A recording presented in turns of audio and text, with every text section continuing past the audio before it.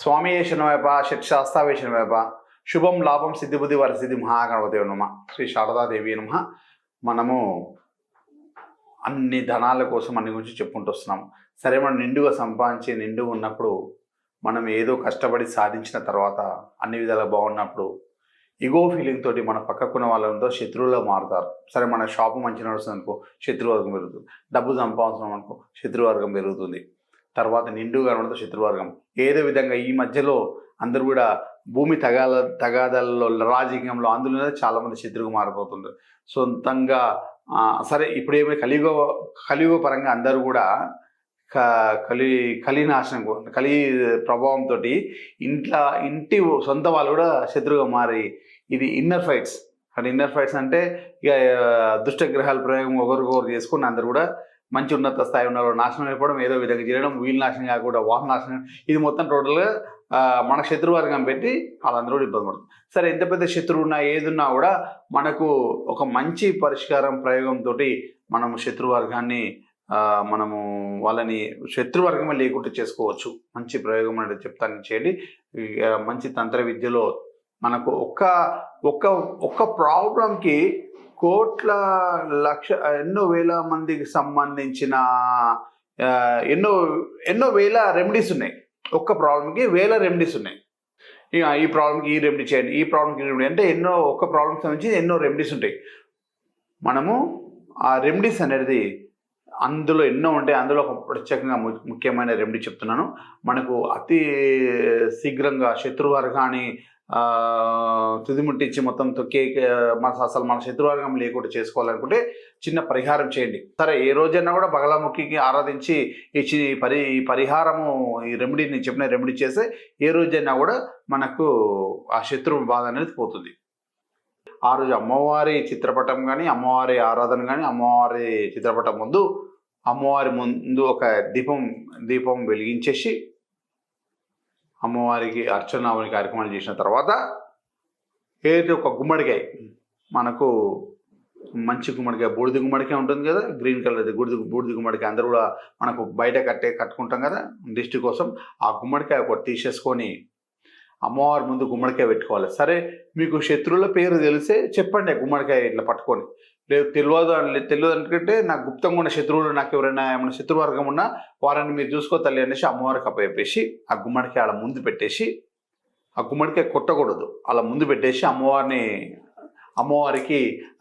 అమ్మవారి గాయత్రి అంటే బగలాముఖి గాయత్రి మీకు యూట్యూబ్లో కానీ అందులో కానీ అమ్మవారి గాయత్రి మీరు చూసుకొని ఒక 108 సార్లు అమ్మవారి గాయత్రి అంటే ఆ గుమ్మడికాయని ముందు కూర్చొని అమ్మవారికి సంబంధించిన గాయత్రి చెప్పుకొని అమ్మవారి అష్టోత్తరం చెప్పుకోవచ్చు. అమ్మవారి మంత్రం ఏదైనా బీజాక్షరం మీకు తెలిసే ఒక 108 సార్లు అమ్మవారి ఆరాధన చేసేసి ఆ గుమ్మడికాయని అలా పెట్టేసేయాలి.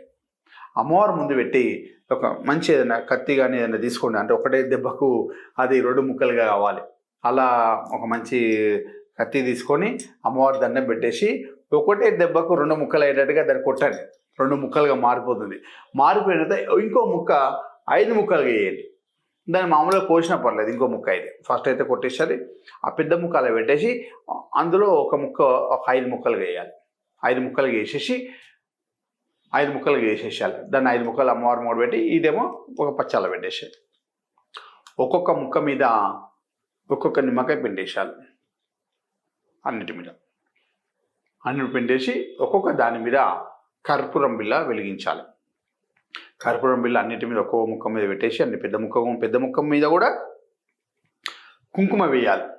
కుంకుమ వేసి కొన్ని నీళ్ళు కూడా పోసిన తర్వాత అప్పుడు ఆ కర్పూరం అన్నిటి మీద పెట్టి గుమ్మడికాయ మీద పెట్టేసి కర్పూరం వెలిగించేసి అప్పుడు ఒక కొబ్బరికాయ అమ్మవారికి ఇలా కొట్టేసాను. అంటే ఇలా కొట్టి పెట్టకూడదు, ఇలా స్పీడ్గా ఇలా కింద కొట్టేసిన తర్వాత అమ్మవారికి దండం పెట్టేసుకొని మీరు మళ్ళీ పక్కకు చీకటి కడిగేసుకొని కాళ్ళీదులు కడిగేసుకొని మన శత్రువర్గం ఏదున్నా ఎవరున్నా సరే అమ్మవారు అప్పటి నుంచి కూడా అమ్మవారు హ్యాండ్ ఓవర్ చేసుకుంటారు. మనకి ఎవడైతే శత్రువర్గం ఎవడైతే మనల్ని ఇబ్బంది పెడుతున్నాడో, ఏ రంగంలో ఉన్నా సరే మన శత్రువు మనల్ని ఇబ్బంది పెడుతున్నారో ఆ శత్రువులని అమ్మవారు అనేది వారి నుండి మనల్ని రక్షిస్తూ ఉంటుంది.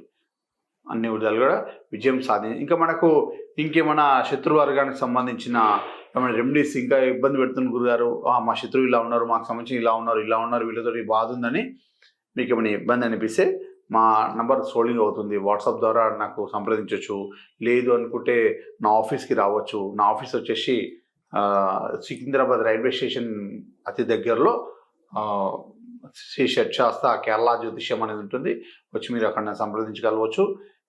మీకు మీ జాతక రీత్యా మీ ఇంటికాడ ఏం ప్రాబ్లమ్స్ ఉందో, దుష్టగ్రహ ప్రాబ్లమ్స్ మీ మీద మంత్ర ప్రయోగం కానీ ఏమైనా జరిగిందేమో చెక్ చేసి మనం అలాంటి ఏదైతే జరిగిందో అలా విధంగా మనం దాని తగ్గట్టుగా మనం రెమెడీ చేద్దాం. అంటే స్వామి మేము చేస్తున్నాము, అది చేస్తున్నాము వర్తిస్తుంది అంటే మనకు దాన్ని ఎంత బలం పెడుతున్నారో మనకు కావాలి. అంటే ఒక మన బ్యాలెన్స్గా చూసుకుంటే అంటే మనకు వెయిట్ ఉంటుంది కదా, బాట్లు తరాజులో బాటు పెడతారు కదా, కిలో 2 కిలోలు పెడితే ఈడ కూడా వస్తువు కిలో 2 కిలోలు పెడితే సమానం అవుతుంది. అంటే వాళ్ళు పెట్టిన పవర్ కన్నా మీరు ఎక్కువ పవర్ పెడితేనే అది సమానం అవుతుంది.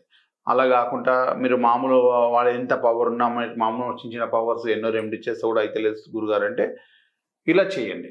మీకు అమ్మవారి అనుగ్రహం, బగలాముఖి అనుగ్రహం తీసుకోండి. అమ్మవారిని సరే అమ్మవారి జయంతి రోజే చేయాలన్నా గురుగారు, తర్వాత కూడా చేయాలంటే కూడా అమ్మవారి జయంతి రోజు చేయండి. వేరే రోజు చేయాలనుకుంటే అమ్మవారికి అమావాస్య చూసుకోవచ్చు, లేకపోతే ఏదైనా ఆదివారం రోజు కూడా చేసుకోవచ్చు. గురువారం కూడా గురువారం, ఆదివారం, అమావాస్య రోజు ఈ 3 తిథులందు అమ్మవారికి చేయండి. మీకు అమ్మవారి అనుగ్రహం అన్ని విధాలుగా ఉండి మీ శత్రు సంహారం జరుగుతుంది. శత్రువు అనేది లేకుండా పోతారు, మన శత్రు బాధ అనేది లేకుండా ఉంటుంది, అన్ని విధాలుగా బాగుంటుంది. ఇంకేమైనా మీ జాతక రీత్యం తెలుసుకోవాలనుకుంటే నా ఆఫీస్కి వచ్చేసి మీరు అన్నీ కూడా తెలుసుకోవచ్చు.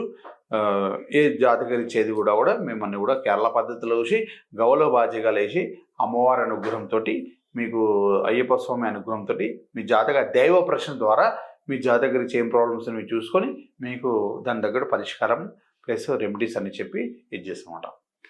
స్వామి శరణమప్ప, లోకరాజాభిషేకమప్ప.